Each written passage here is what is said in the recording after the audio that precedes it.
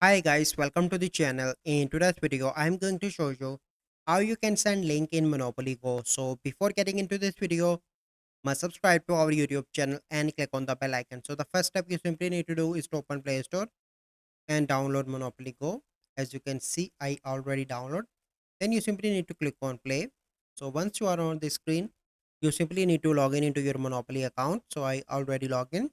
Then you simply need to click on friends in the right bottom, and here you can see different options. You simply need to click on invite, and here you can see here you can see the option of invite link. You can invite Facebook friends as well, so click on that, and now you can see that this is the link. Click on that, and now you can share that link with your friends. So this is the process.